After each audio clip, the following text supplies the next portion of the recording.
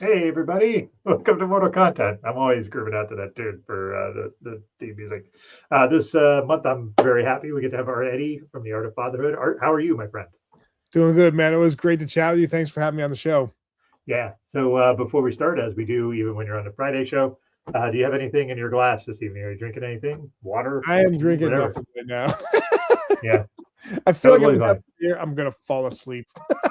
I understand that all too well. So I'm going to take a bit of a chance tonight, and this is the show I usually drink whiskey. Yeah. But my brother-in-law sent me these samples of things.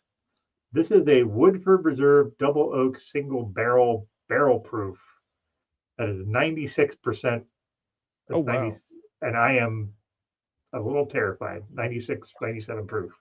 If you So have I'm some gonna. ice, or you have like a little glass of water to help you out. You never know, right? There Well, you I have a backup if this is a little too aggressive. Which my brother-in-law likes things like high octane. He likes them like 120 proof and all that stuff. And I'm like, then how do your intestines hold up? But go. And all right, who so we're who gonna makes it again? Woodford Reserve. So it's a Canadian whiskey. Yep, I have a bottle downstairs. It's not that high, but it's definitely I dig it. That is strong on the nose, baby, stings the nostrils. So,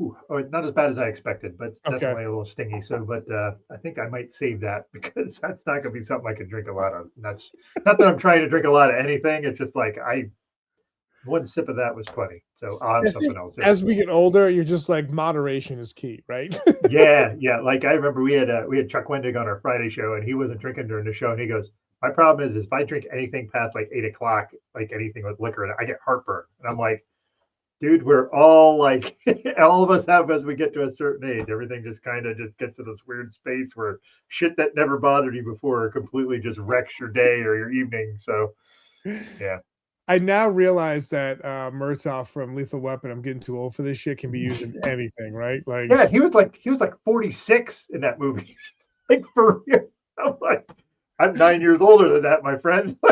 but as a kid, you're looking at him like, yeah, he's old. Like, like Steve Martin. I would see like Steve Martin is like the maybe because his hair was always silver, and I should Yep. talk. I have no hair, but like just the idea of like you have people that look like they're in like 50s, but they were 35 when they looked 50. Yeah. Yeah, it's like that old thing with Wilford Brimley and Cocoon was like the same age that Tom Cruise was doing like these Mission Impossible movies, and I'm like, holy shit!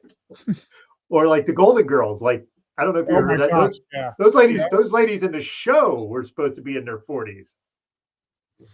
That did not look. I don't understand. As a kid, like you didn't really know the backstory, but then as you get older, you're like, what? Like they look like my grandma. Yeah, Zach, you're like, oh, they're 27. Yeah, right. Yeah, Yeah. So yeah, but anyway, I'm gonna switch because that's too yeah. much. Speaking So of I'm like gonna teachers, though. Speaking of like teachers, though, it's like, yeah. did you remember when you were a kid and you saw your like a teacher out and about in the wild? You're like, whoa, you have a life. Yeah, yeah. Oh, you don't exist just in the school? You don't live there? Yeah, yeah. That was always a little odd. So I'm gonna drink. This is a little bit left of Crown Royal, and the story behind this: my parents got me for Christmas, bought me not one bottle of Crown Royal, but two. A booze I have never talked to them ever about before. They just decided to get me two. Nice. Like I don't drink that much. How am I Yeah, gonna do? So I'll have some of that, and I'll douse it with some Coke, and we'll just power through that. But Brown's always a good choice. Nice, man. yeah, but like I said, that was just funny. Them like, oh, they got me a bottle of Crown Royal. Like, oh, they got me two. Oh, Yeah, okay. Like, do you think I'm a really alcoholic or what? yeah. What do you So think of me, parents? Like, what's going on? yeah, Maybe they secretly watch your show on Fridays. yeah, maybe. But the thing is, on like that Friday show, I just drink beer and that. So, Yeah. but at any rate, let's talk a bit about before we delve into some different topics. Part of the show is talk about content, and you definitely have content. So let's talk a bit about the art of fatherhood. So give us a little bit about your podcast. Yeah, thanks, man. Art of Fatherhood kind of started about 2018, 2019. Every Monday, a podcast comes out. This week was with Connor Barwin. He used to play for the Eagles, played for the Texans as well, but now he does stuff in the front office for the Eagles. So it was a really cool chat with him.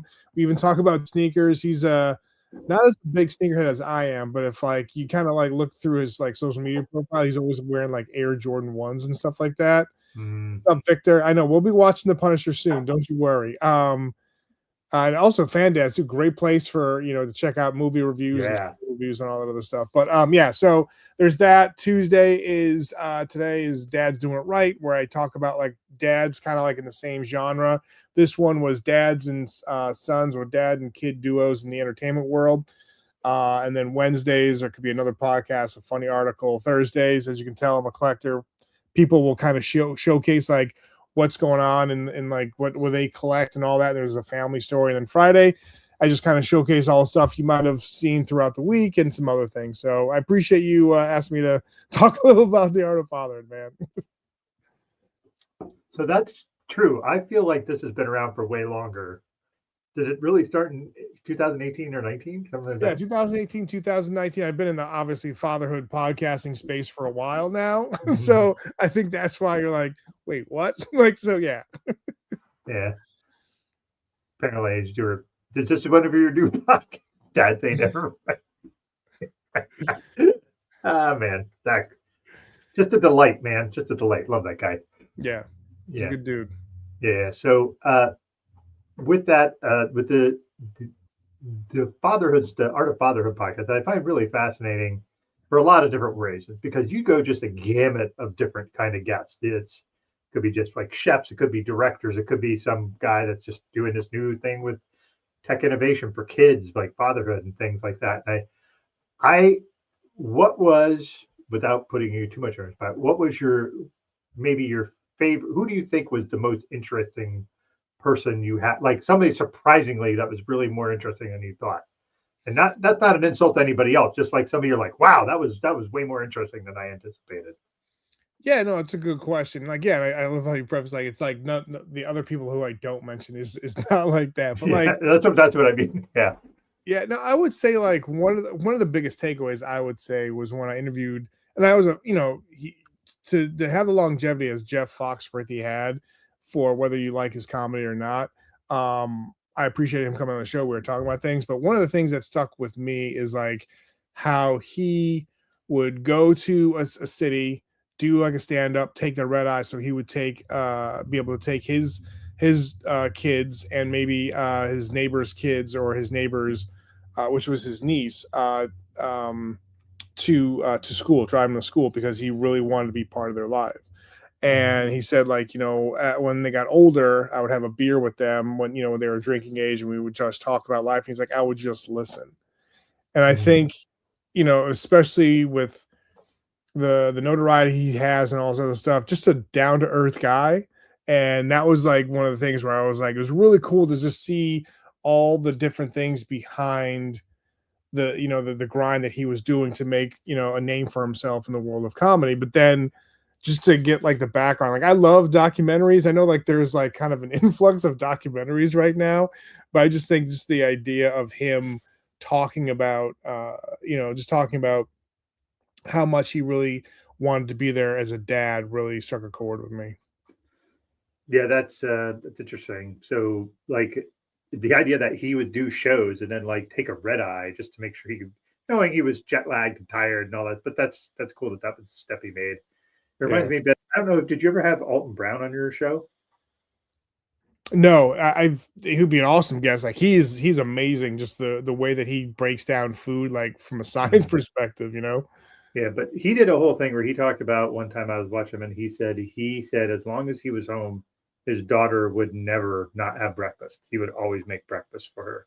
If he was home, he made breakfast for her. Didn't matter when she had to get up, he would get up before her, make her, and he's a good cook. So she Yeah. was getting like a freaking banger breakfast to start her day. But I really am I admire folks like that who clearly are very busy, but make sure that they prioritize their kids. Like I Yeah. said, I hadn't heard that bit from Foxworthy yet. The problem is I have like a collection of podcasts of yours I have to go back and catch up on. But Because no, I think too. You just mentioned, Brown. Like, it's really cool when you talk to dads who are famous chefs or just have cookbooks coming out. One of the major thing that they will say is like cook with your kids, and they will definitely try to have. They'll have a better palate if they cook with you, because if they're actually making the meal and seeing what goes into it, they'll probably have more of a chance to like, I'm going to check this out. So I appreciate that. yeah, that is something like I'm not a chef, obviously, but I cook quite a bit for health Yeah. reasons. But like having your kids involved, like it used to be when I first started cooking, I just wanted nobody in the kitchen. Like, let me just focus because I'm not going to be able to focus. But so much more fun when you can get them in there and they're cooking with you, and then you can talk to them the whole time. And the whole thing with Foxworthy talking about just being like listen to your kids, and you'll learn more than you think. Like Yeah. the thing is, like, you and I are men of a certain age, so our parents are basically like, you're going to talk and you're going to listen, and Yeah. that's not what you should be doing now. Like, we know better now, so it's good that you Yeah. see that. This is an interesting thing that I have a side quest on this particular comment from Zach about going to see Alt Brown. Yeah. The tickets, man.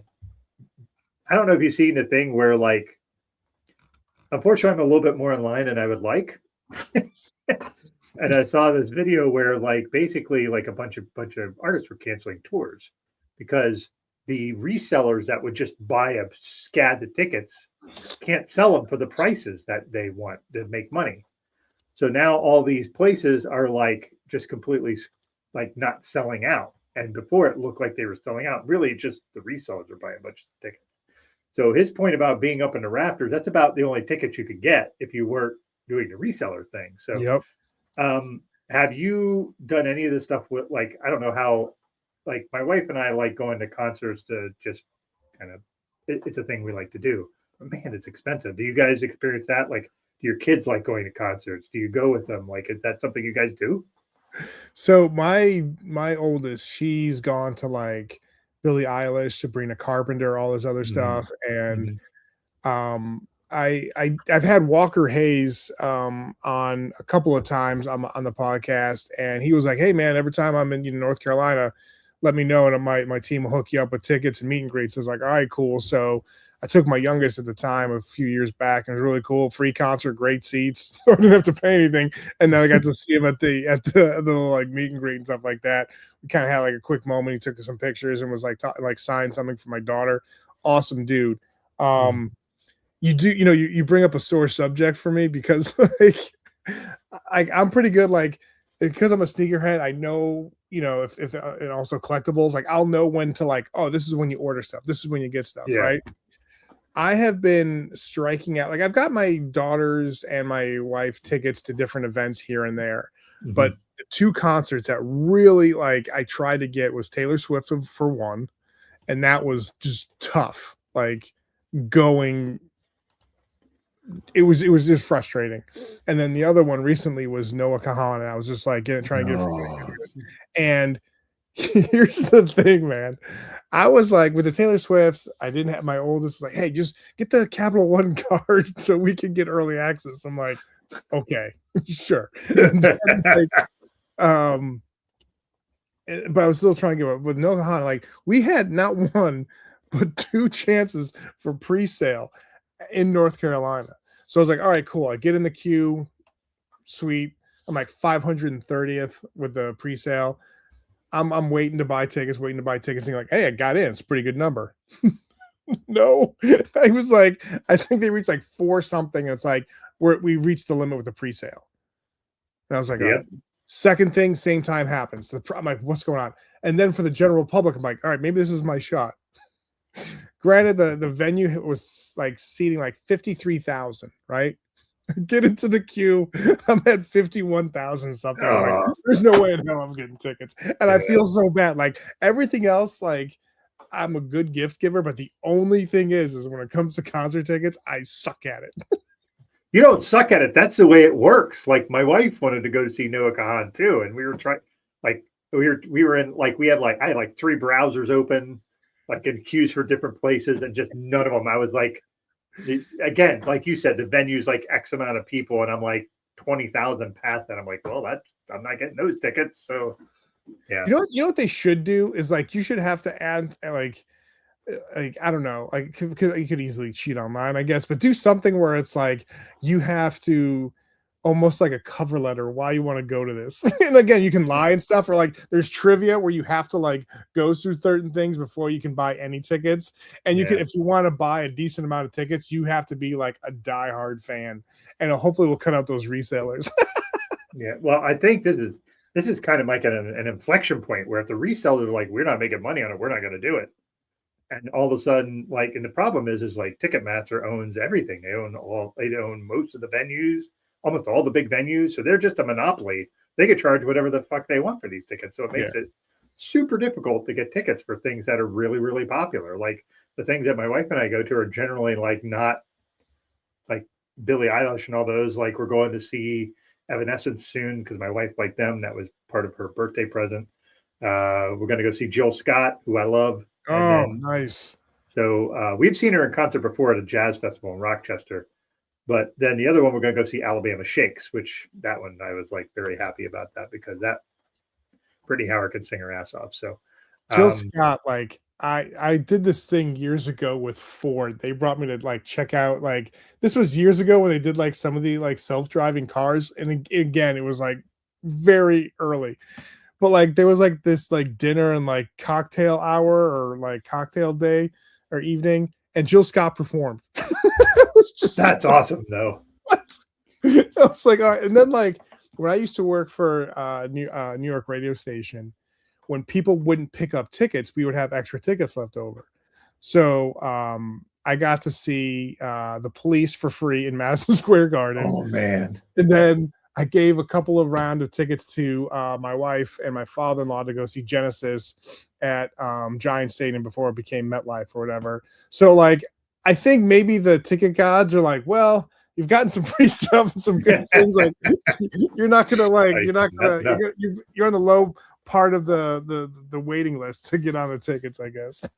Yeah. So we have a couple comments here. Like, yeah, Victor here said he's been to a few concerts. Victor, we'd like to hear what concerts you went to with your daughter because I believe I'm going to say younger, but I don't know the exact age. So, but we'd like to hear what you went to the concerts with her. So yeah. So Zach said I'm also deciding to take my son DJ Shadows introducing 30th anniversary. Wow, that's pretty cool. Yeah. Yeah, but then he said, I don't know who Kamasi Washington is. Do you? No. It's No. probably So it's probably some 8-bit artist, right? Like that he loves. yeah, like some guy coming from Japan to Yeah. play his, Metroid music or something. So hey, last month I had him on talking about records. That was awesome. Yep. Like we had a really good time talking about all that stuff. So No, he really cares about that too. And if you follow mhm, Zach on like just Instagram, you'll see like different music, mhm. different like vinyl collection, but then also too, we're talking about cooking too. Like he makes some really great food. Like and he'll just kind of, take pictures of the process and all that. So yeah, it's like a lot of people you have, like, especially like mortal content, man. These people are creating some cool content. Yeah. So yeah, I appreciate that. But so yeah, we got a little afield on the ticket prices, but I just thought that was an interesting side quest to go on there because I think everybody that likes music or if you like comedy shows like Ticketmaster owns all that stuff too. Like my wife and I went to see Josh Johnson because I really like him, Oh, nice. and we saw him. And sorry, yes, Zach, we get. You're right. Sorry for misspeaking there. But we got these tickets, and it was in Albany, and it was at some place my wife and I had never heard of. And we went in, and we were in the very back row, and the acoustics in the building were freaking terrible. It was cement behind us. So I, as someone who can't hear well, was missing like Ugh. half of what he was saying. So, uh, that's not the ticket's fault, but just like the thing is like trying to get tickets to things that are entertainment. This is supposed to be entertainment. And I know you talked about Noah Kahan, but he's like been trying to figure out a way to make things more affordable for the people to come to go see him because he wants those people to come see him. And there've been a few artists that are doing their best to try to avoid, the Ticketmaster thing, like Pearl Jam's sort of famous.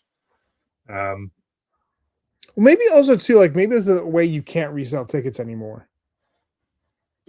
Yeah, like they should And just and if you can't go and you really like, and you, like, not that you're gonna like, what was it like for plane flights? It was like that one Seinfeld episode where you had to show like the death certificate if there was a death in the family or something like that. Like whatever, but like maybe if they did the whole thing, like you can't like resale tickets, that would be, I think it would start like taking care of the problem.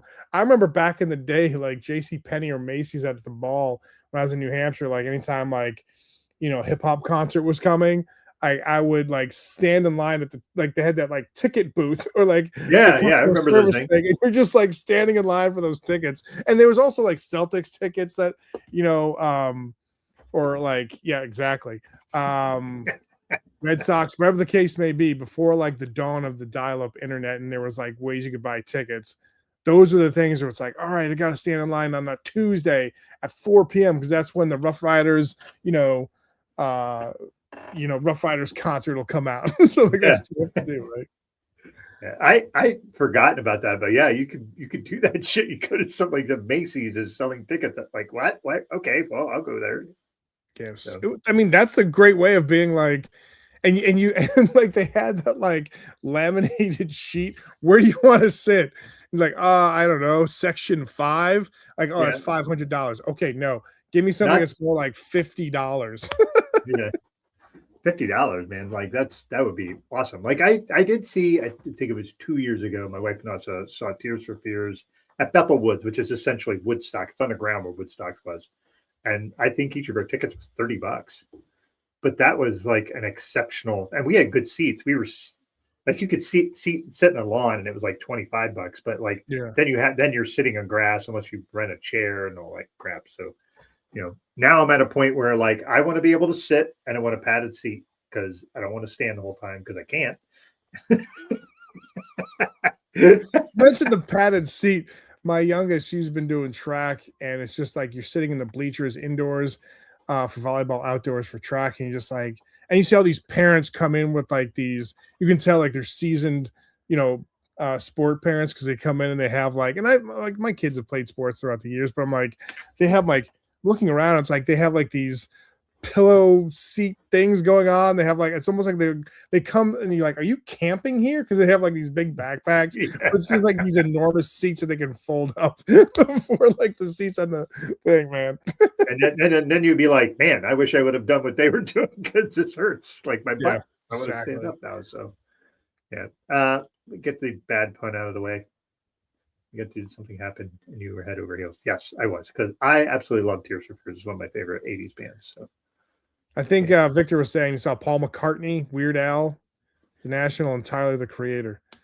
yeah. Those three. I listen. I people who know me know I'm not the hugest fan of the Beatles, but I my sister-in-law saw that and said seeing Paul McCartney live was fantastic. So Jill and I did see Weird Al last year too. We saw him in concert when he did his concert. Nice.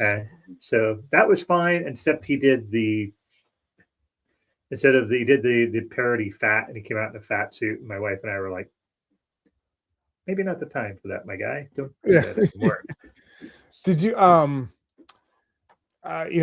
I've like there's other like podcasts I listen to or different shows, and they'll talk about like concerts they're going to. One of them was talking about Guns N' Roses and how Axl Rose was like physically he's better, but his voice is like just gone because he was going through like a Yep. rough patch where like he was like just like he was really bad and lethargic, but now he's got some energy, but his voice stinks. But then my wife and I were watching American Idol, like the final like episode last night, and they had Carrie Underwood was performing with Motley Crue, and it was just like, Oh, oof, yeah. like Vince Neil's not sounding great anymore. and like Carrie was like her back was hurt because she was carrying the vocals the whole time, like and like Tommy Lee, like I'm like that's Tommy Lee, right? Like the dude with the infamous sex tape with Pam Anderson. Like that dude just looks like he should just be like, I'm good. I don't need to do Yeah. this anymore. Yeah, a friend of mine went and posted about how she had just gone to see the quote unquote Van Halen with David Lee Roth, and it was like not obviously not Eddie because he's passed away, but his brother Yeah. wasn't in it, and it was just like the one guitarist, and she said it was just I don't know what that was. It was like performance art. It was Like David Lee Roth he wasn't a great singer to start with. He was just super charismatic. Yeah. But Yep. now he just does all this weird smiling, and it's, I don't know. Watch videos of some of the concerts with him, and you'll be like, I don't know what's going on. So yeah. I think especially for us, nostalgia can do so much, Hmm. and bring us back to certain times. But then when you go and see something, you're like, "Nah, this ain't it." This is- Yeah, and that's why when you see, like, when we did see Tears for Fears, like they just sounded awesome. Like they sounded good. Like, and those guys have been together for 35, 40 years. yeah.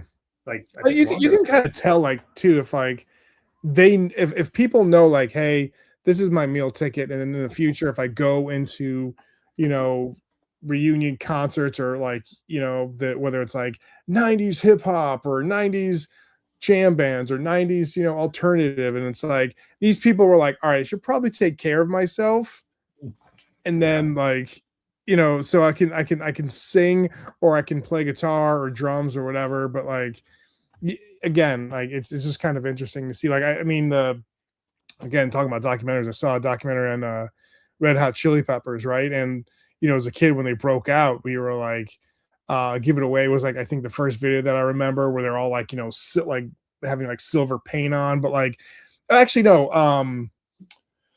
what was the one in the sun, like man, I'm blanking on the full name, but like I remember that one was like on Beavis and Butthead. So that was like the first, I guess, Red Hot Chili Pepper song they had. And then these kind of Oh, like blew up. Blister in the Sun. Blister in the Yeah, Sun. yeah.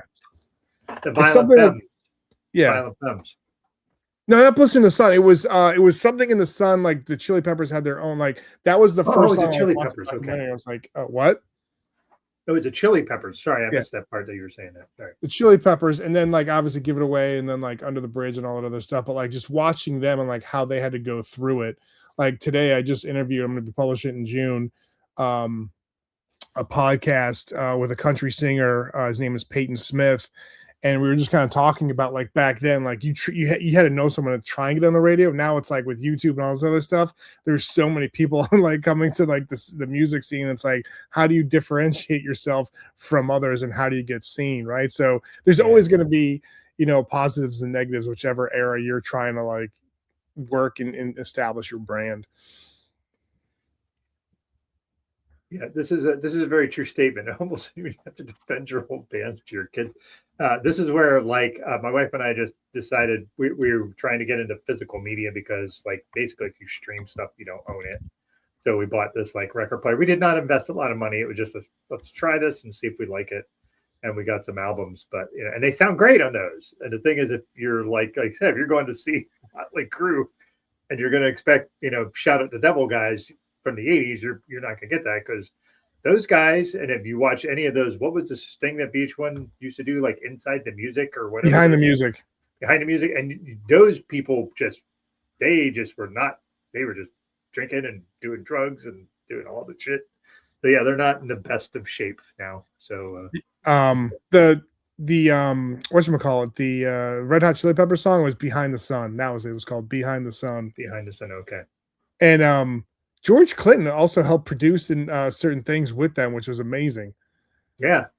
George Clinton loves them. Like, Yeah. he loves those guys. I will say a weird side tangent on that is I love the show Love, Death Plus Robots. It's this weird animated show, but none of the episodes are connected. Each one you can watch it in whatever order you want. And one of the episodes from the very last season was a puppeteer version of the Red Hot Chili Peppers performing a song.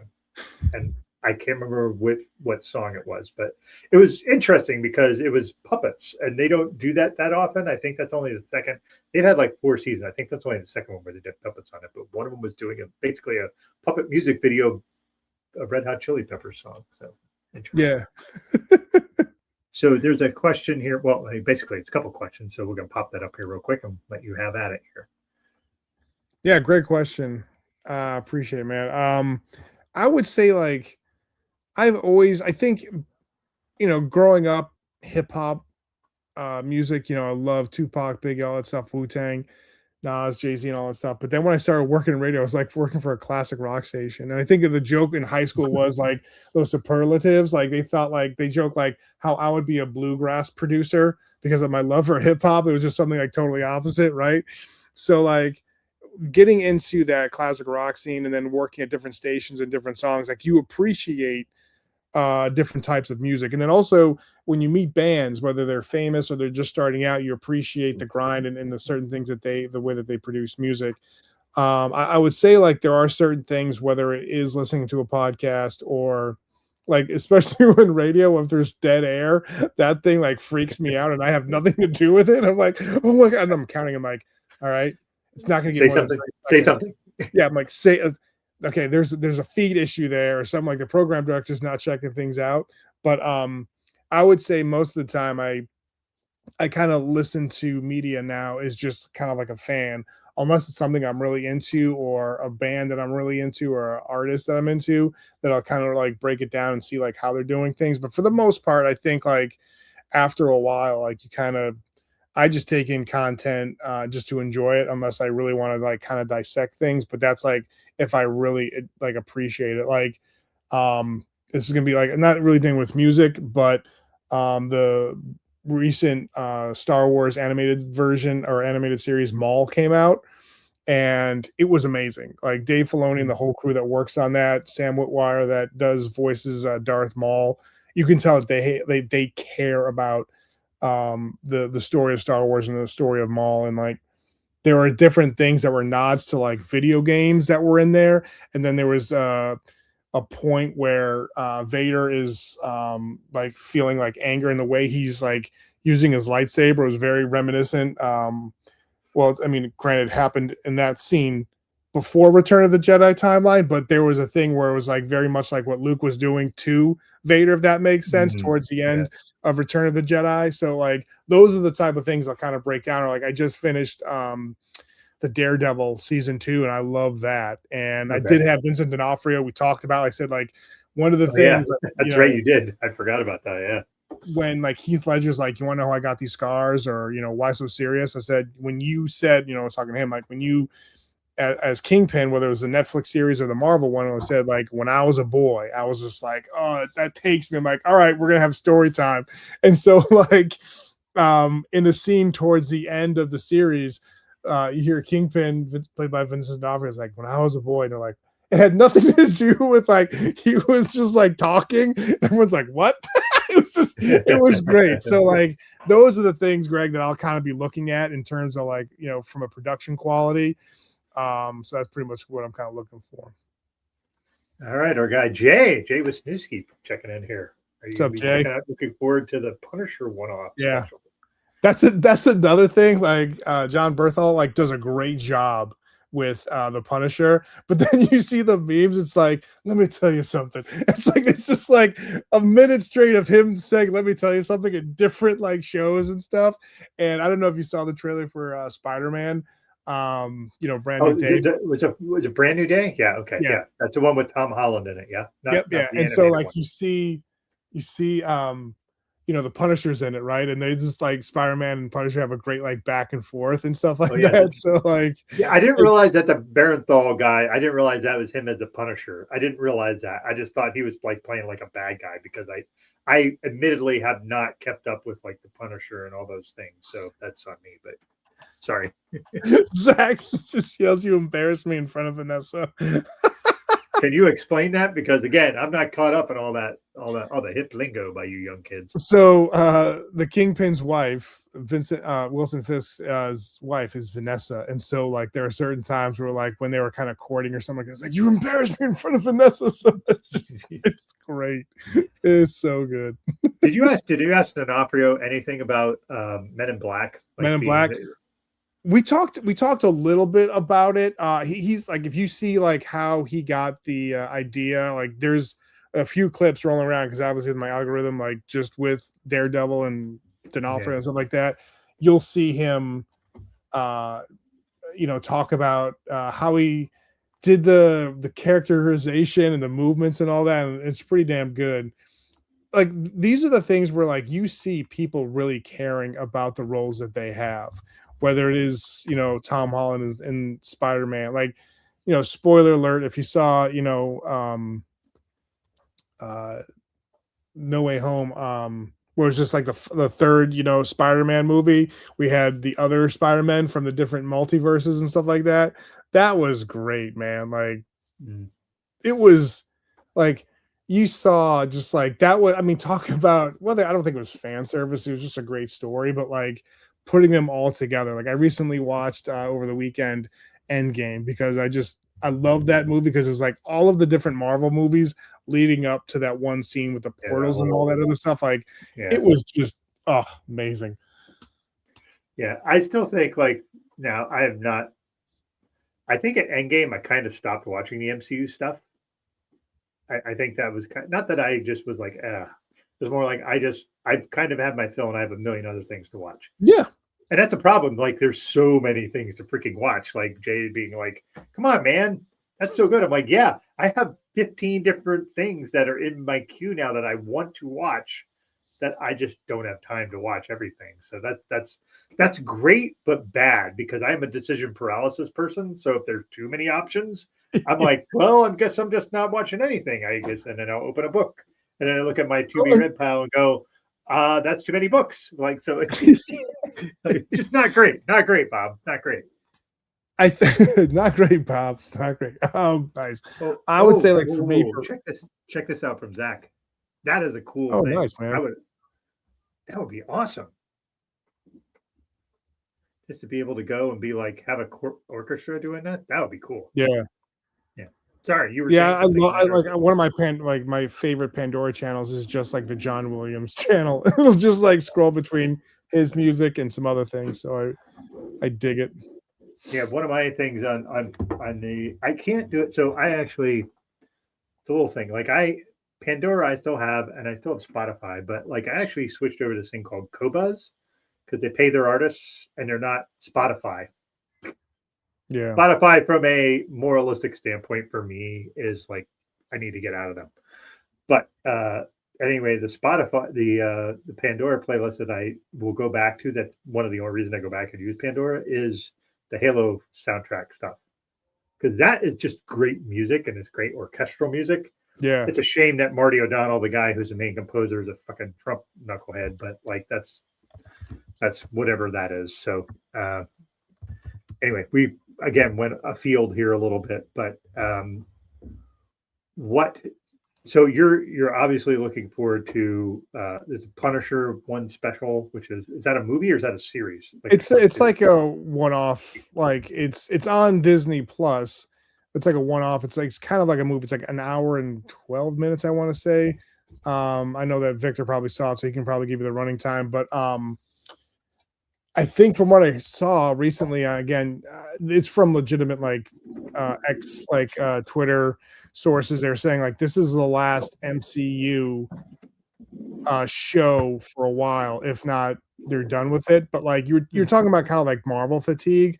I think a lot of people were either whether they thought it was good or not, we're just done with the movies because we were saturated with comic book movies and superhero movies, or they felt like certain things were kind of just forced together and the writing got bad or the special effects. Like I'd say like during the what was it? During the pandemic, certain Marvel and certain Star Wars shows, like from like a graphic standpoint, special effects, like because they were like having like a person work on multiple projects and like we need it done. People were saying the quality, when Greg was asking me if like do I have an eye or an ear for content, like that was something that people were kind of talking about. So oh yeah, 4 minutes of credits, like you said, Victor knew. Yeah. So anyway, yeah, that's just it. I think you're right. There was so like I also don't have Disney, but that's a whole personal choice on mine. So, and I don't begrudge people making choices for whatever you want to do because we're all in this sort of timeline together, and you have to figure out what works for you to be able to get through things. So, do whatever works there's for so you. many different streaming things together, like besides Too many. what company holds certain values or themes or whatever that maybe you not agree with. And I appreciate you kind of being like, yeah, I'm not going to do that. I just remember like someone's like 250 for my cable bill a month. I'm not doing that. And then someone's like, I broke down like all my subscriptions. I'm paying $455 per month. And it's like, and like this is such an old man yelling at a cloud thing. And I was talking to someone about this recently, like, especially watching sports. You and I are going to talk about sports pretty soon, but like Yep. watching sports, I always love the last channel feature on the remote. Again, first world Yep. problems, old man yelling at a cloud. Right. Now it's like if I'm watching something, it's like, okay, I gotta go on. Wait, I'm on Sling. All right, no, I can't go there. What was it? Where's the basketball? It's on Prime now. Do I have a Prime account? I Oh, don't the know. NBA playoffs are killing me with this fucking switch. Oh my god. Yeah.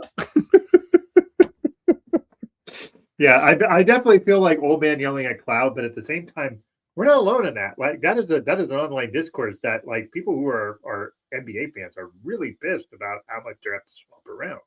My Because then you have, father-in-law is so ticked off because he loves watching baseball. He's a Yankees fan, but he like watches oh all man, teams.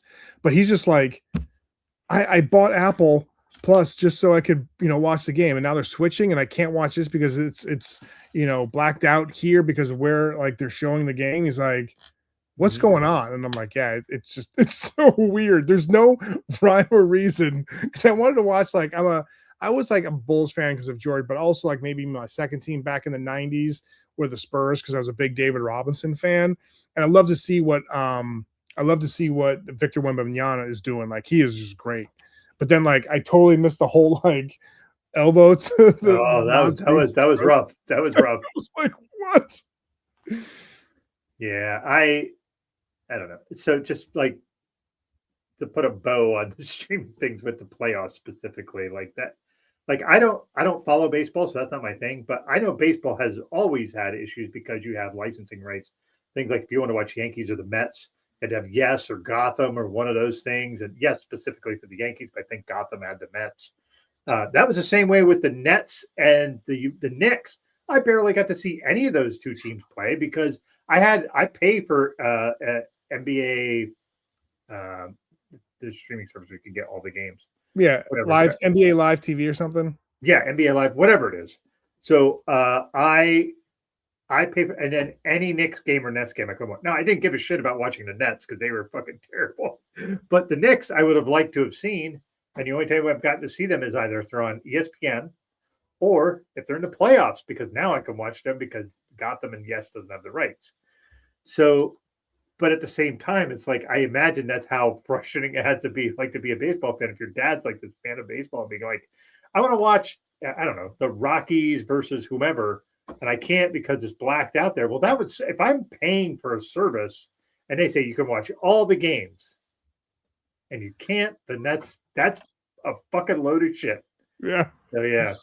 Greg was asking about like Star Wars. If you're introducing a fellow dad to Star Wars for the first time, when you watch the original '77 film, or would you start with Mandalorian? I would say watch episodes 4, 5, and 6, the original. To me, maybe I'm a purist, but like just watch 1, 2, episode 3, 4, 5. I'm sorry, 4, 5, 6, and then maybe go 1, 2, 3. But you can also throw in Rogue One, maybe between A New Hope and Empire. Oh, I'm sorry, right before right before right before A New Hope, start Rogue One. You can do that if you want to, but just go kind of like watch episodes 4, 5, and 6, 1, 2, and 3, 7, 8, 9, Rogue One, and then the other shows you kind of want to watch. I mean, there's a lot of Star Wars content out there as well. That's not even talking about like Andor, which I really need to watch. And Doug, I mean, trust me, knowing you and what we were kind of talking about before we started going live, like Andor is a show that you so want to watch, man. Like, Skarsgård has so many great monologues in that. Like, oh man, it's so amazing. Like in season 1, when one of the guys was like working with him, he was like, "Well, what did you have to give up?" He's like, "What I have to give up?" It was amazing. Like that. Yeah. Like, oh god, so good. And at the end in season 2, when he's talking about how, I don't even want to ruin it, but like those are great, man. You'll appreciate it. Yeah, I'm gonna whiz through a few comments here because wow, some people was fuck y'all signed a Lakers fan, and then Jay was like, "Sorry, Zach, womp womp." I'm gonna go watch the Sparks. Hey, man, the WNBA is fucking awesome. That's a great thing to be able to do that. All right, I'm gonna give you a Manny comment. Just be prepared. Okay.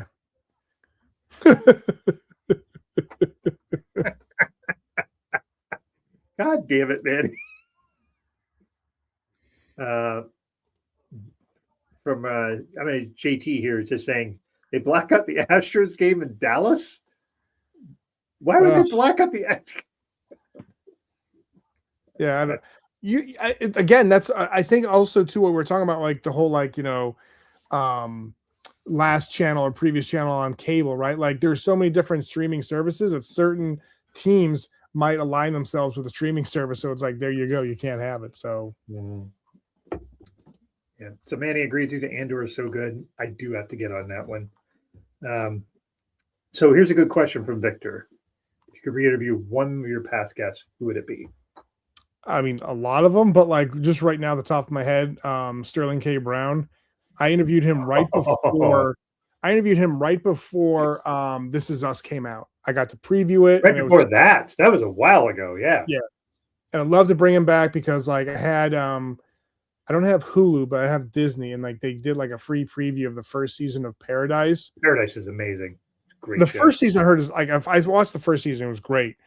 People said the second season kind of like trails off a little bit, but and again, I have no judgment on that because I haven't seen it, but that was such a great series. Like it goes back and forth. Like I don't want to say Quentin Tarantino because like other people have done back and forth, like non-sequential, non-linear cuts and stuff like that to movies or shows.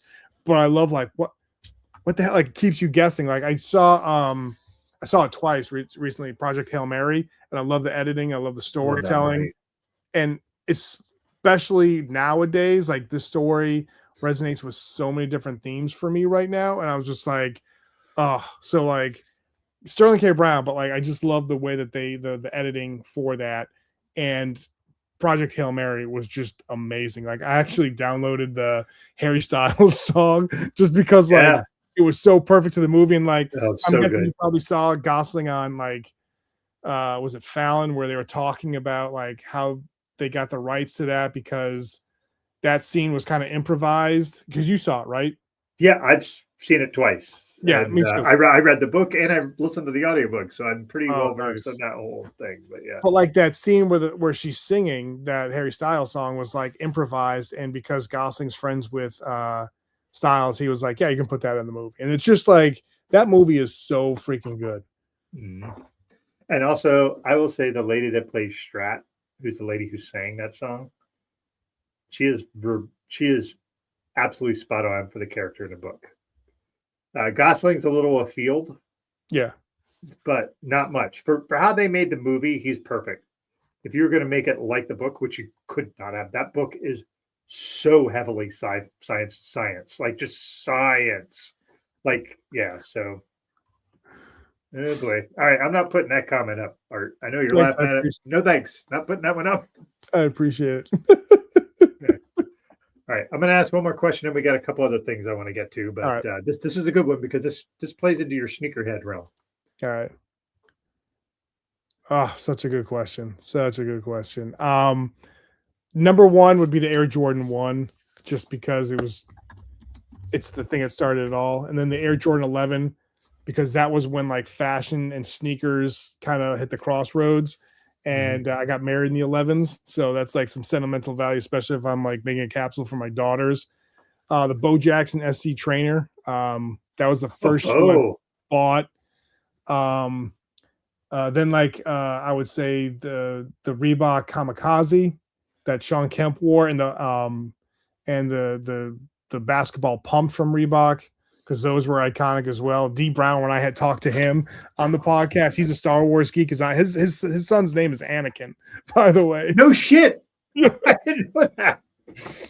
And no joke, like this dude is awesome. Like I'm not a Celtics fan, but like D Brown sent me stuff for Father's Day. Like he's like does like this dad like frat company that he works with, and he sent me some stuff, and I just like I took the return address, took a picture of it, sent it to my friends, because it was like where he's an administrator in Florida for college, and I said, any of you Celtics fans get anything from D Brown recently? Because I did.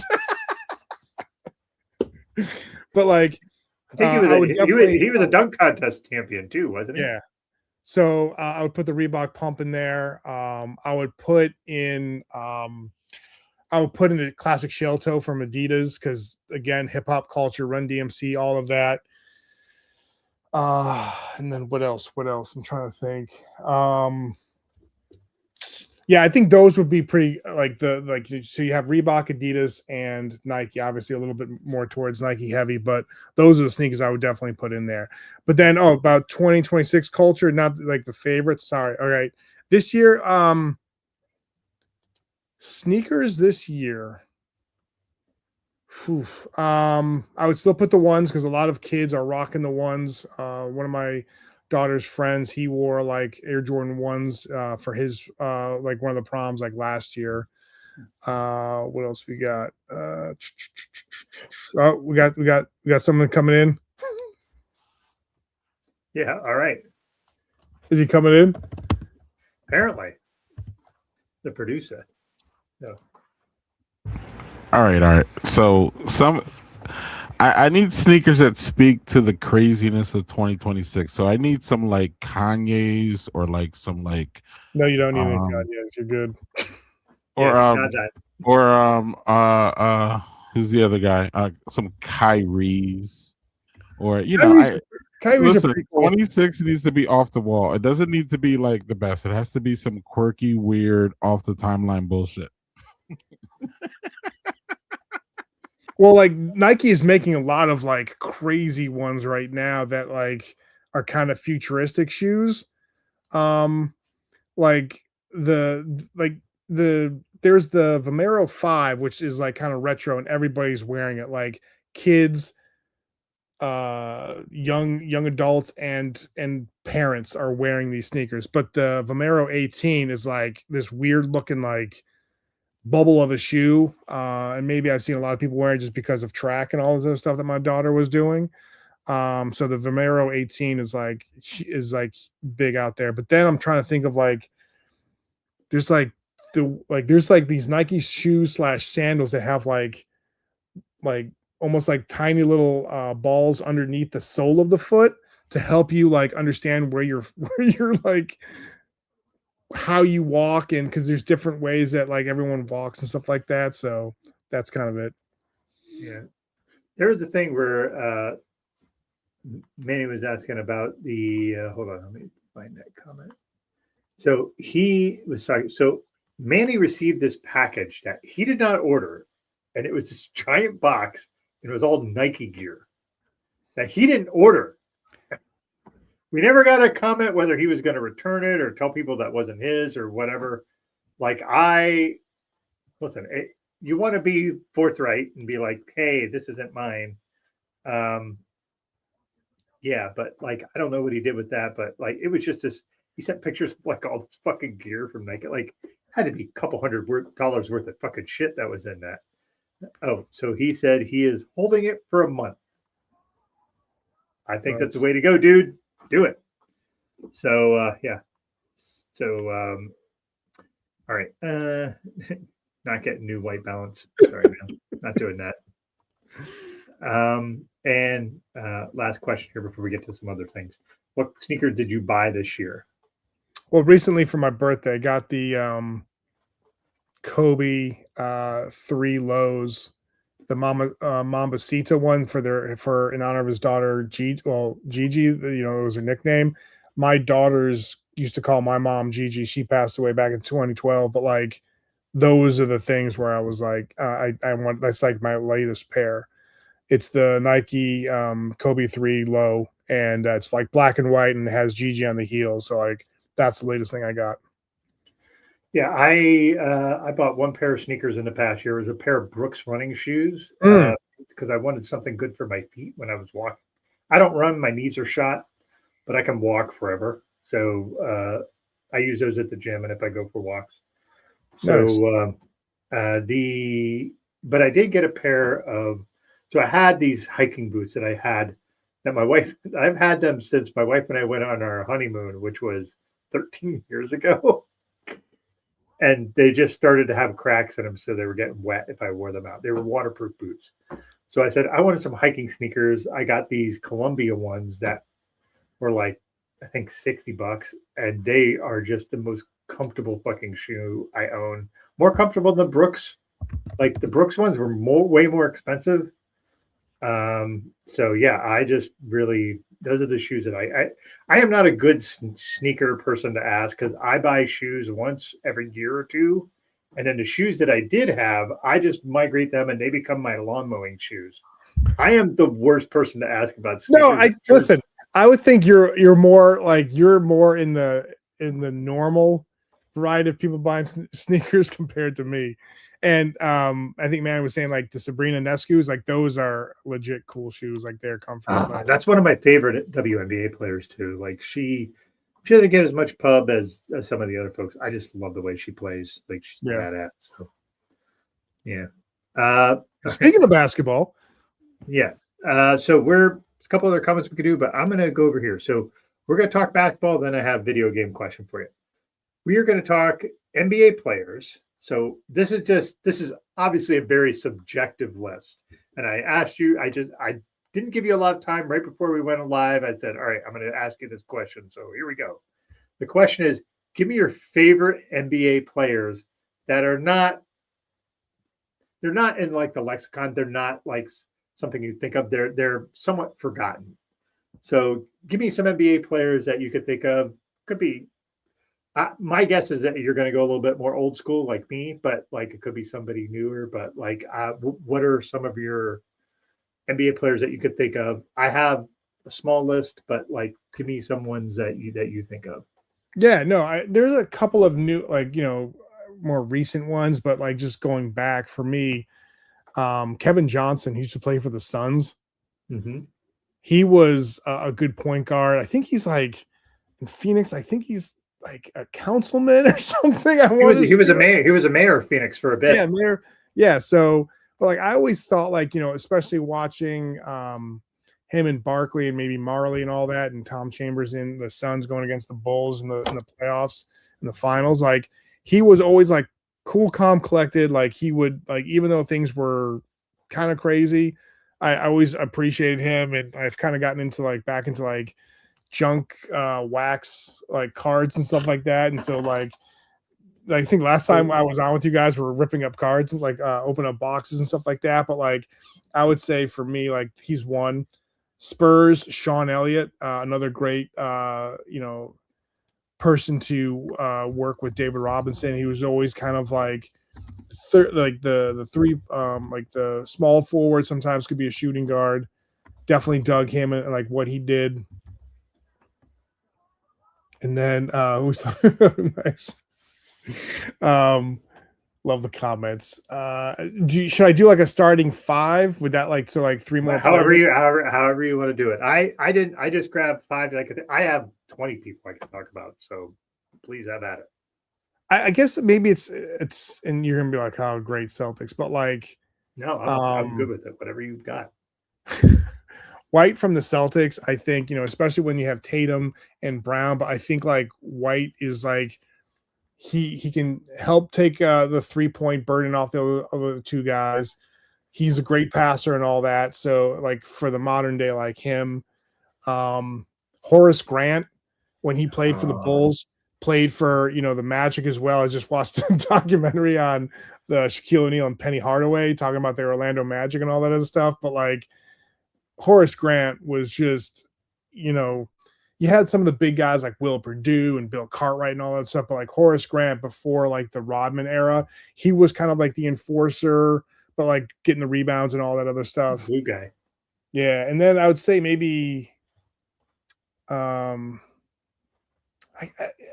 think people maybe forget about him, maybe not because his son's playing, but Arvydas Sabonis, man, like that dude was like, he was, if you had to find someone that just like, not like style wise, but looks wise, he'd be the closest to the Joker, Jokic, where it's like body type. He looks like he's smoking a pack of cigarettes during like halftime, coming out, maybe like getting a triple double if he could do that. But like, as Randy Scott from ESPN says, like, Jokic is like the dad bod god. Like Sharonis, like, I mean, he was like the Okay. very first one on the Trailblazers. So like that's like for me was like I'd say I'd give you like my 5 that like you kind of know them, but you also forget them based on the other players that were on the team.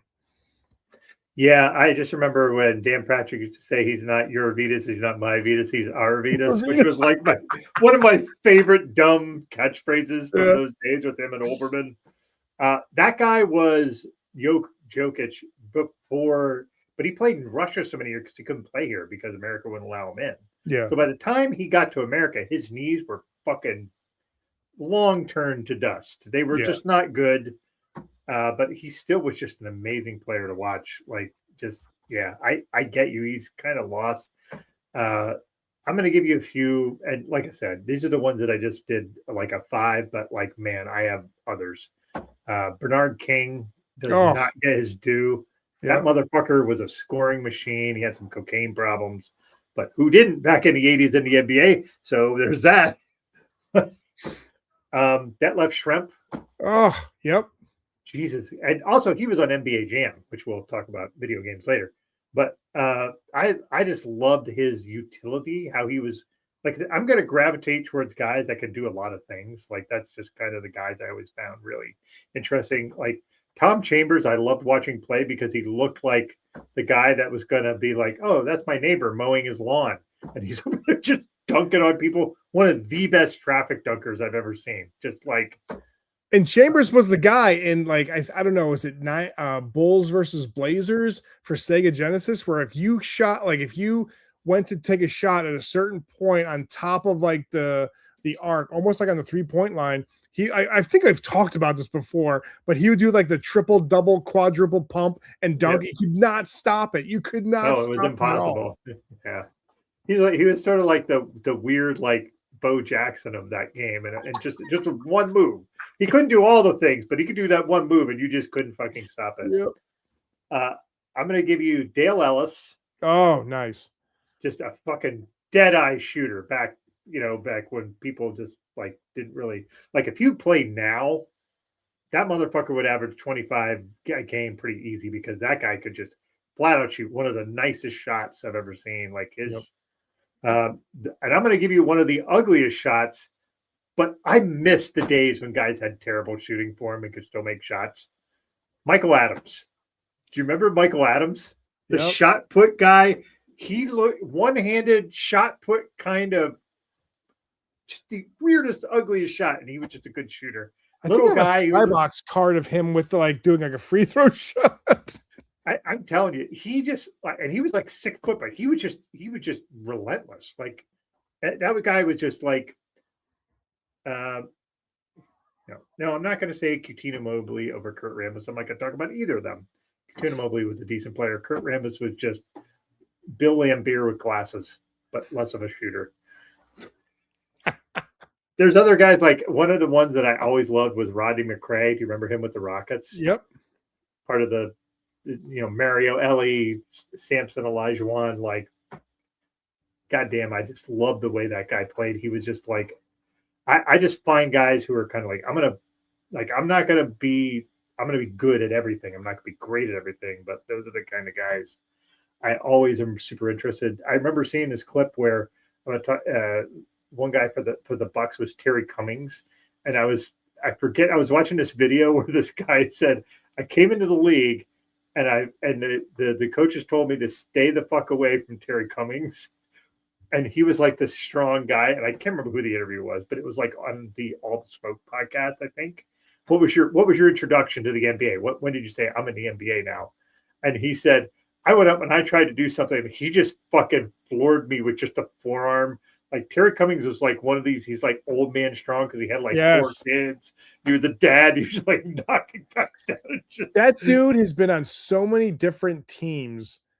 Like he was on the Spurs, he was on the Sonics, he was on, oh man, like again, like the junk wax that I opened up. I'm like, yep, he's here. Like you should follow him on TikTok. Like he's like, he'll just kind of give you words of wisdom here and there. Okay. And like that dude, like old man, like another guy too that was around the same time that like moved around to different teams. I did interview him, Xavier McDaniel. The X-Man. The X-Men Cometh, which is one of the greatest NBA posters. Yep. That is a conversation we should have sometime, just talking about the greatest NBA posters. Uh-huh. Nobody will beat the Iceman. That is Oh yeah. beyond any poster. But man, the X-Man, I love him. Did you see Caleb Williams? He's like he's a great quarterback for the Bears. All right, like I'm curious to see like what they do, but like he was trying to take the moniker Iceman. Oh no, dude. That's reserved for one human only. Yep. You can't take that. That's not yours. Gervin is another guy though. Like, yeah, everybody in like NBA circles, but like now nobody who the fuck thinks about that guy that was a scoring machine. Well, that's the same thing too with Bill Russell, man. Same. That guy is the best center I think that's ever existed on the planet. And he's a Celtic, and that pains me to say, but that guy won fucking like 11 championships or like 9. Because people always talk about who's better, LeBron or Jordan, right? But then it's like, well, if you're looking at titles, they talk about titles, and it's like, all right, well, Russell. But then also too, you think about Russell, where he not only won as a player, but he also was like the player coach. Yes, in a time where Boston was not really a fan of all the different things that if you were not white. So it was just like a lot of things he had to overcome. Like a lot of people talk about like, Larry Bird, Magic Johnson, Michael Jordan, all that stuff. Larry Bird is phenomenal. Obviously for a player, he was a great, he talked a lot of trash, but also too, like he won MVP. He also won Coach of the Year, and then he won GM of the Year. That's an awesome trifecta that like, that's like ridiculous. Maybe I don't know if Jerry West won anything in terms of coach if he was a head coach, but I think he probably won for GM. He did one for GM. I'm not sure he was a coach. But just the idea of like obviously Larry Bird with threes, and all that stuff, for him to hit the trifecta of like league MVP, Coach of the Year, and then all of a sudden like GM, I'm like, that's amazing. Yeah. Look at us giving so much pride and love to Celtics. Man, like another guy that doesn't get his due is Havlicek from Boston. Yeah. Like that guy was just like a motor. Every time, I don't know if you've ever heard it, but the Mad Dog rant about Kevin Durant about like having what's it called, management, like what do they call it, labor management or whatever, load management and all that other stuff, like load management. Like there was a thing like, so if like you say Havlicek to my daughters, they'll just be like, Havlicek, just like the rant that he goes off, Mad Dog Russo. It is amazing. Another one that back in those days was Bobby Jones. Love Bobby Jones. That guy was like he was the like Havlicek after Havlicek retired. He just wasn't quite as good as Havlicek. Yeah. But he just did everything. He was just, Mr. I could defend everybody. I could shoot. I could do all those things. As opposed to Mark Ivaroni. Sorry. Sorry. No Mark Ivaroni slander here, but like, what are you going to do? It's all good. So before we shift over to video games real quick, I mentioned Michael Adams as Ugly Shot All-Stars. Like he is like first team Ugly Shot All-Stars. Like we have guys that everybody knows that everybody has really nice shooting motion. They train, they have people telling them how to be. Like I look at him, I look at guys like Vinny Johnson, Bill Cartwright, Vinny Johnson. Oh, the microwave baby. Like Sean Marion, who looked like he was flinging shit off his hands when he was shooting the ball. Like what are some of your other guys that you just Shaquille O'Neal shooting a free throw? Oh my God. Just shoving it at the rim. Like, are there any other guys that you go just like, I miss those days when like you'd have these really Larry Bird had one of the most awkward shooting motions, but everything just went in. I'm trying to think of someone like I feel like I'm watching like old school 80s and 90s games and like Pistol Pete, he did the granny shot for free throws, right? Oh, so did Jerry West. Was it Jerry West? Yeah. Yeah. And no, was it Jerry West? No, it was fuck. Who's the guy that's like the giant asshole that played for the Lakers? Rick Barry. No, played for the Warriors. Rick Barry. Rick Barry, yeah, Rick Barry, yep, yeah. Also, a guy that doesn't get as much due as he should because that guy was an amazing player. He was Yeah. just a giant asshole.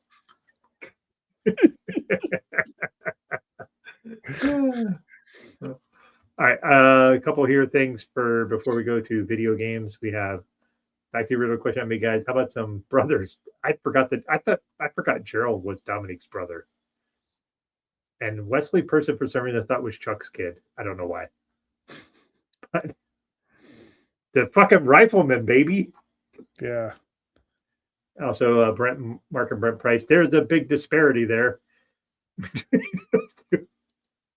which we're going to see if Carlos Boozer's kids both make it to the NBA because Cam is noticeably better than his brother.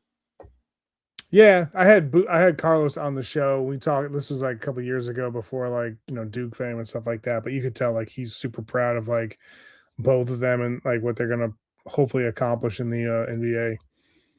Yeah, I'm going to tell you like there's a lot Steph of talk and about Seth, right? Steph and Seth. Yes, that's probably the best brother duo. I think.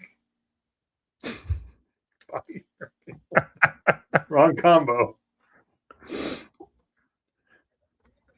Yeah, Bobby Hurley, man. He's the one coaching UConn now, I think. He's a lunatic. Just a fucking lunatic. Like, I don't know. All right, so let's shift over here. We're going to talk a bit about, I'm going to give you favorite retro games. So, but I want to set that the priority is pre-2000s because was it before the show started? I mentioned I want to do pre-2000 because once you get into 2000, 2001, you're getting into Halo, Call of Duty, none of that. Let's go pre-2000s. Give me some retro games that you love from that era. Like I had 5, but I mean, again, this is another thing where I could talk. You and I could probably talk for an hour about whatever. So, give me some of your favorites, but pre-2000. Okay, Atari 2600. I would say Pitfall was one of my favorite games for that because it was just kind of like open, like that was like the early concepts of an open-ended world, so to speak. Because you could never beat it. Yeah. I would say like the Empire Strikes Back game for Atari 2600 was pretty cool.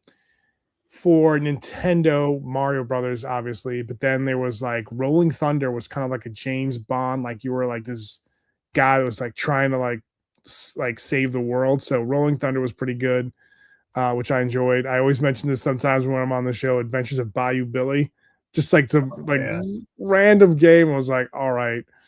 Ninja Gaiden was like pretty sweet for me. Okay, then like Sega. Granted, you had like NBA Jam, Mortal Kombat, and all that stuff for the 8-bit. Nintendo, you had Tecmo Bowl, but like I'm kind of like talking about things I had like people that have played. The X-Men game was great for Sega Genesis.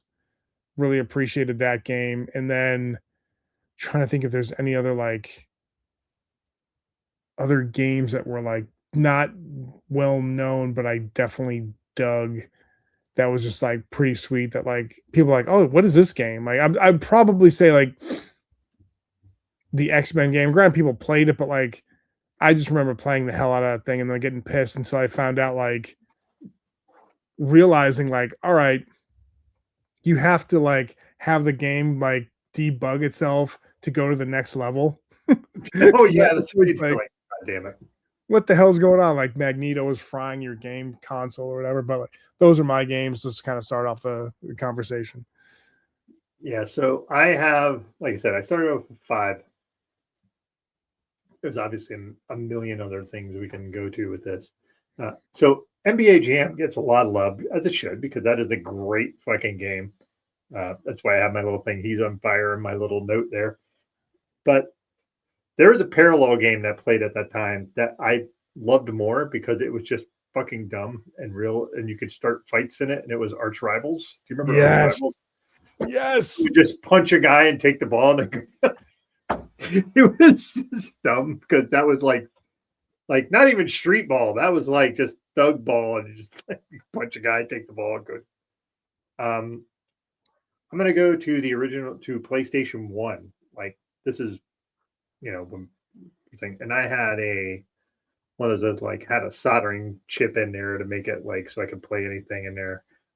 It's called Medieval, which was like you were a skeleton guy that just went through with a sword and were trying to avenge things, and it was almost like a Halloween theme, but it wasn't a Halloween.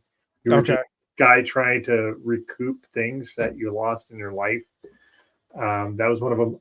One of my all-time favorite like scroller kind of, well, not even scroller, but like just goofy games was Crash Bandicoot. God damn, I love Bandicoot games. I played the shit out of all those. Yeah. There's also Doom. It's Doom. How the fuck do you not think about how great that one? Yeah. And my all-time favorite from like retro styles, the original Super Mario Brothers, arcade style.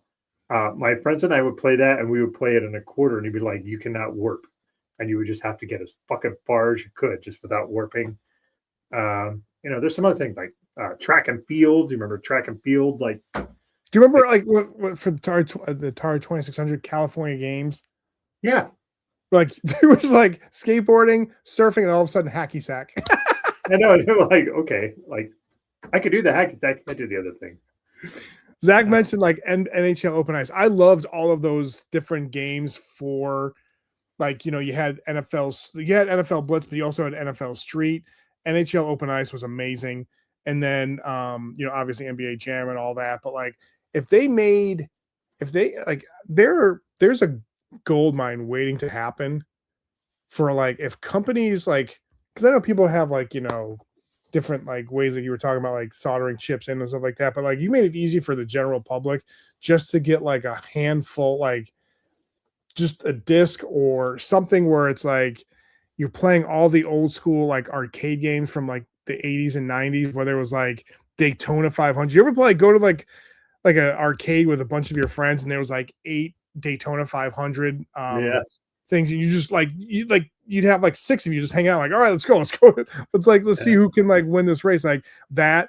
There was the the Star Wars arcade from the episodes 4, 5, and 6 that like I remember playing at a Fuddruckers in New Jersey. Like I loved that game. If like they made that thing, like I'd be like, why aren't they like making it for like the PlayStation? Because they did like I bought even though I have pretty much all the games on different consoles, I bought the collector's edition of like all the Mortal Kombats from like early 90s to like 2000, and it was just like I have all these games. It was a sweet like collector's edition. I got it, and like those were cool. Like they need to do that with all of the like NHL Rivals, NBA Jam, NFL Blitz, like those games. Like if you put that on a disc, that was yes. Tecmo Bowl is another one. Like when I was in college, we would schedule classes around the games we would play in that. We would play seasons. Fucking Tecmo Bowl, dude. Like I was not a Detroit Lions fan, but I would pick the Lions because I had Barry Sanders. Yeah. And I would just run for like 10,000 yards in a season. It's like super ridiculous. I'd run and I'd get to the 1 yard line and I'd run out and then I'd run all the way back. And then just the dumbest shit. Mario Kart and GoldenEye for the 64 was GoldenEye, game that we would play all the time. The games we would play all the time in college. I love those games. There's also Metal Gear Solid, which was back in like 98, I think. Yes. So, like fucking. It's funny when you watch so when you play Metal Gear Solid now, and you're just like, it's these Japanese people trying to do an American theme, and they just thought all Americans were like super horny. So like Solid Snake would be talking to this lady, and he'd be like, "Hey, how about we hook up later?" And you're just like, "What the fuck is going? I'm 12. What do you keep me like?" I'm not 12, but like, anytime you saw the exclamation point of a guard you're trying to pass by, you're like, oh crap. Do you remember that? Like if you were like, and they're like, fuck, here we go. Backyard baseball. I never got into that, but like because I'm not a baseball fan, but yeah. Medieval was, I'm telling you, that was just this goofy fucking game that had no right being as good as it was. Like the other one that's like, so this is a game that actually is consistently thought of as one of the harder games to beat. It was Ghosts and Goblins. Do you remember Ghosts and Goblins? Yes. Yep. That was an extremely difficult game to actually beat. Yep. And it's not like Pitfall was like you couldn't beat it because there was no end.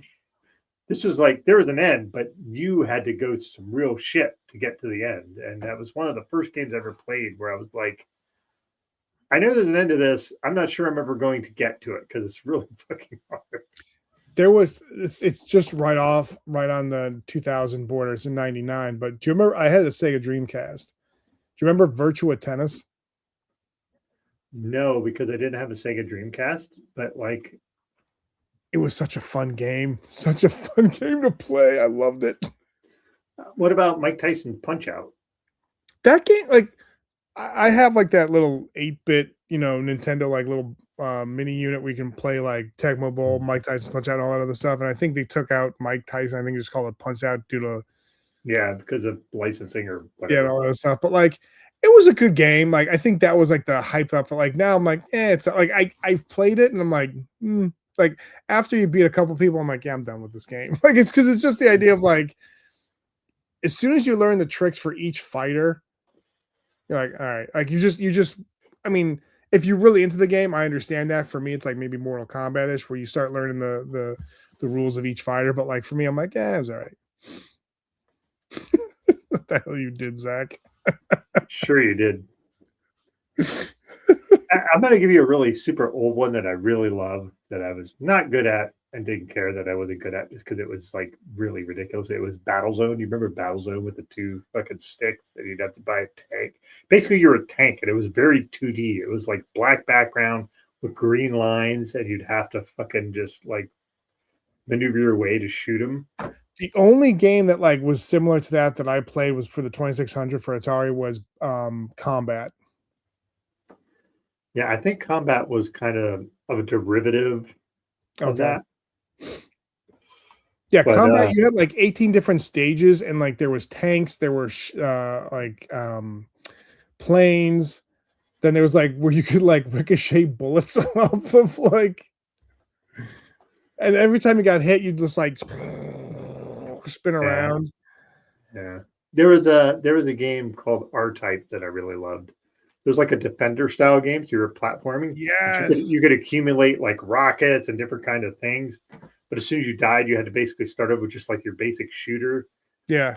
But it was a cool like sort of platformer because it was different. Because like, Defender was like, you're just going through and you might have a couple things. This thing you'd have usually start with the little ship, and then you start with the ship with all these fucking attachments on it. And it was like, all right, here we go. And like I just Defender and Asteroids always like gave me options. It's like if like you moved your ship a little bit, then you're just like, oh crap. Like you try to like recenter your ship, and then while the time you're trying to focus on that, and Asteroid just wipes you out. And then Defender, it's like you were trying to get like the different power-ups and the different things going through, and all of a sudden like you're just screwed because like you're focused on not the game itself, but trying to get those power-ups, and you like hit a cave or like something, a stalactite, and you're like done. Yeah, there's like what was funny is like lots of people like Pac-Man. I never was like a big fan of that game. I just really wasn't because one, I was really bad at it, but two, it was just like okay, like.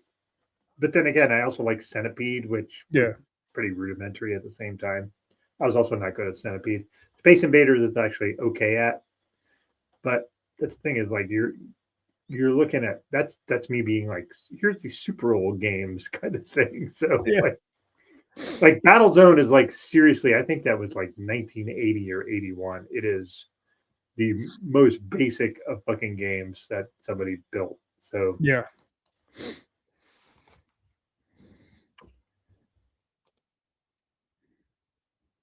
Yeah, I'm going to say platform because it was side scroller. If you want to do that, sorry.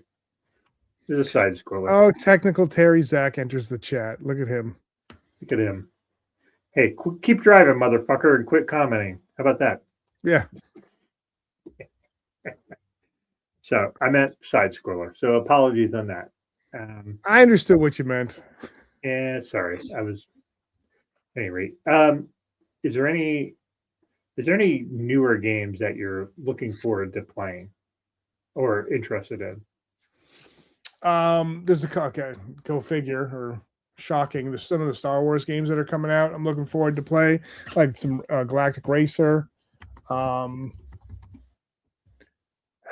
that's like the number one. Like for me, like I know this is gonna sound dumb. Like the game that I play like a lot over and over again is the Battlefront for the PlayStation 4. Like I Mm. love playing Battlefront, especially like the different like you're playing online. Like that's what I've been playing as much right now. But like I would say right now the Galactic Racer, and that's what I've been kind of looking for. What about you? I'm really interested in the newer coming up where it's the Gears of War E-Day, which is like the prequel to the original Gears of War. So you're starting out when things really fucking started. Yeah, I'm curious how they're going to do that. Like I want that to be interesting because the last Gears of War just really was not great. And the problem is it's what you do. You get stagnation where you're like, okay, well, I'm doing the same mechanics. What's new about the story?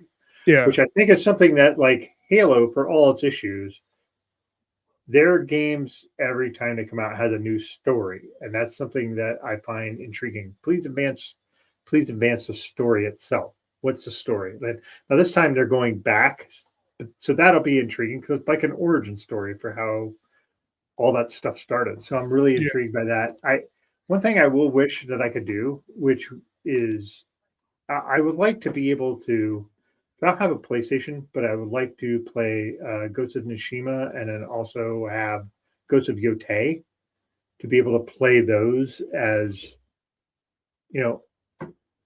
I want to be able to play those because both those games sound super intriguing to how they play, like just the play mode and all that stuff. So that is a couple of things I'm really intrigued by. I am not big into um, much of the other things that are kind of coming out. I mean, Control Resonant might be interesting yeah. because I like the original Control, but like we'll see how that goes. So yeah, we have a relevant graphic. All right, highest grossing franchises of all time. Oh, your favorite Pac-Man's at 4. That's okay. Listen, I don't think it's bad. It's not my jam. What I find interesting about this, no Halo. Games that I've ever heard like Monster Strike. Never heard of that. Lineage. Because we're old. I'm surprised Street Fighter over Mortal Kombat, but I'm just biased, I guess. Zach will Yeah. probably have a field day with me saying this. Yeah, like so and the interesting thing is Call of Duty's in that mix, and like I said, the last several games of that have not been great. I'm surprised they still make that much money, but Candy Crush. Candy Crush. Intriguing. Grand Theft Auto, despite not having a game coming out for the next 5 years, because they will keep coming, will keep delaying that. I think it's interesting that FIFA is at 16. I actually thought that would be higher. Yeah, me too. Globally, you'd think that'd be higher. Yeah, Honor of Kings, I have no fucking clue what that game is at all. And Space Invaders being 20 billion is like really fascinating because that game Yeah. is fucking super ancient. How is that still around? But yeah, the other things like Fortnite, that doesn't surprise me. Actually, in that context, like Call of Duty doesn't surprise me because they're adopting the same model as Fortnite, where they're doing like here's your in-game purchases and doing all that nonsense. Yeah. So yeah. So yeah. Anything else you want to talk about tonight, sir? I'm good, man. I think we covered what we needed to cover today. Yeah, I mean, there's a million things we can talk about. Oh yeah, Talk about for another fucking 40 minutes at least. So Harry, I want to talk a bit about what we're doing next month. What we are doing next month, let me find the thing, is this. We are going to do a Pride Month mortal content. So we're going to have nice. Jerry Richard and Brianna. They'll be able to talk about basically Pride content, whether it be movies, podcasts, books, whatever. That way we can just chat about all that kind of stuff. That'll be Tuesday, June 9th, 9 p.m. Nice. So yeah, that'll be interesting. So yeah, Appreciate the anyway, work you guys are doing. Keep it up, man. yeah, thanks. Really appreciate it. Thank you so much for being on this show. My And pleasure. I really appreciate it. And we'll talk to you when we talk to you. Cool. All right, take care. We'll see you guys later. Thanks everybody for listening. Go to artoffatherhood.net. Follow him. Trust me, you'll have loads of podcasts to listen to with super interesting people, and it's great. So, And yes, Zach, I have seen the new Mortal Kombat movie. I loved it. Oh, I haven't seen it yet. Yeah. So anyway, yeah. All right. Thanks everybody. Take care. Have a good night. Cheers.